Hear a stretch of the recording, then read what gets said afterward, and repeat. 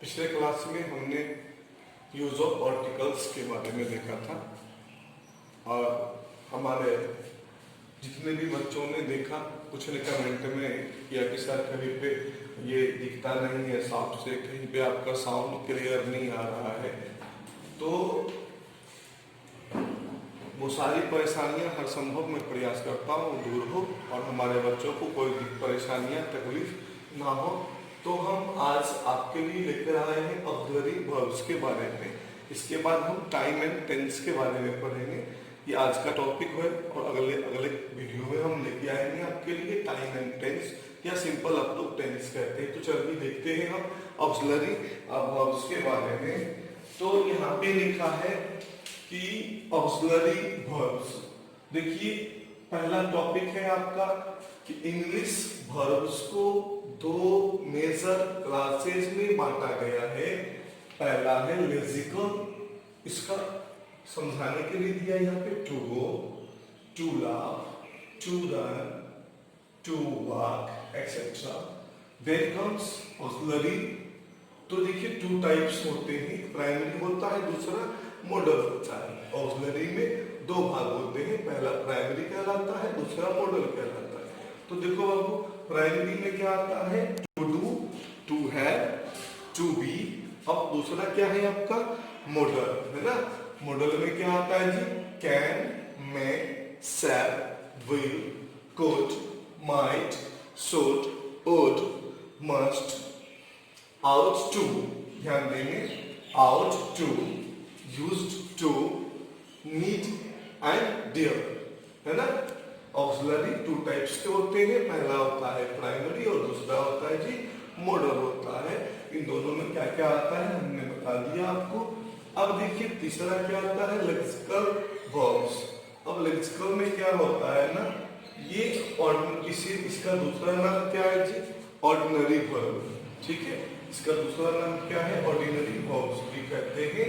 इनकी आपने पढ़ा होगा V1, V2, V3, है ना, और इसको बेटा V5 भी कहते हैं और यहाँ पे V4 भी है। चलिए V1, V2, V3, V4 and V5।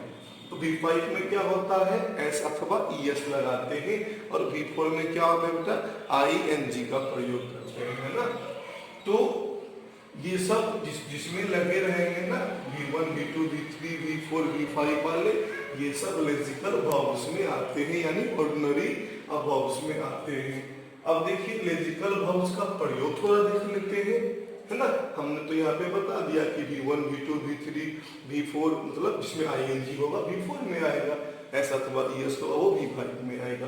तो अब ना आपको इसका हम एग्जाम्पल देके देख लेते हैं ताकि आपको समझने में आसानी हो सके। यहाँ देखिए क्या लिखा है जी? Ripul it's a mango, Ripul it's a mango. तो ये इट्स यहाँ पे क्या हो गया? लेक्सिकल हो गया, लेक्सिकल वर्ब्स है। तो अब इट्स किसमें आएगा? इसमें आएगा, है ना, V5 अथवा S वाले में आएगा। तो ये यहाँ हो गया। अब दूसरा देखिए, what is he doing, what is he doing. अब देखो अब यहाँ से V4 को मिला दो, ये मिल गया ना।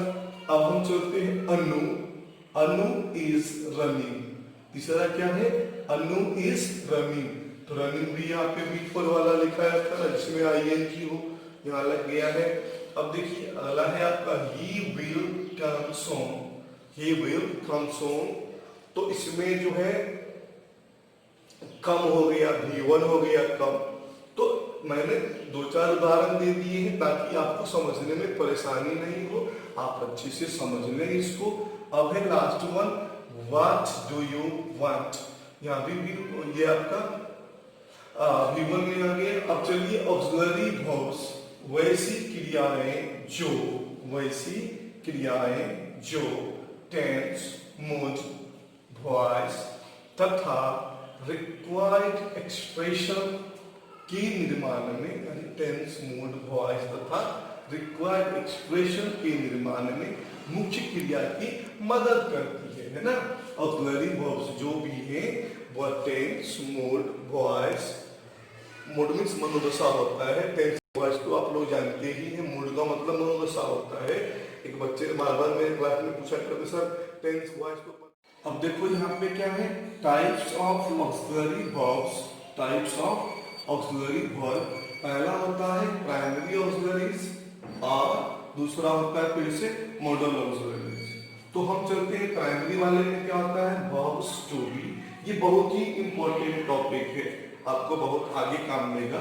Verbs to be, verbs to have, verbs to do, है ना।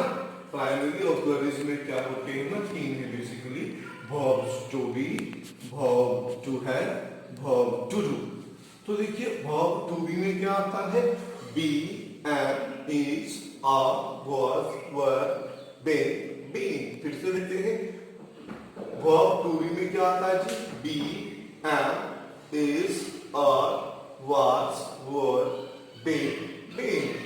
Next one verb to have में आता है आपको प्रोनाउंसिंग। देखो बेटा सब में क्या है, हैव है, तो हैव, हिज, हैज, हैविंग। सी में क्या है, वर्ब टू डू, इसमें आपको आता है डू, डस, डिड, ठीक है बाबू। नेक्स्ट में क्या है आपका मॉडल ऑक्सिलरी, इसमें क्या होता है can, may, shall, will, could, might, should, would, must, ought to, ought to. बीच बीच में देखिए आउट में टू लगा हुआ है ना, used to, need and dare. अब देखिए नोट्स में कुछ है आपके समझने के लिए, याद करने के लिए।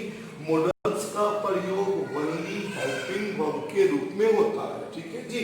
मॉडल्स का प्रयोग ओनली हेल्पिंग वर्ब के रूप में होता है, नॉट इन मेन वर्ब, मतलब मेन वर्ब में इसका प्रयोग मॉडल्स का नहीं होता है। जहां भी होगा वो हेल्पिंग में ही होगा।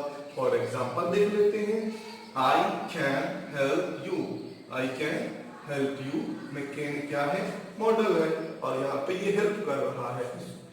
तो अब देखिए सेकेंड वाला है चाहत, चाहत विल गो, चाहत विल गो, ठीक है।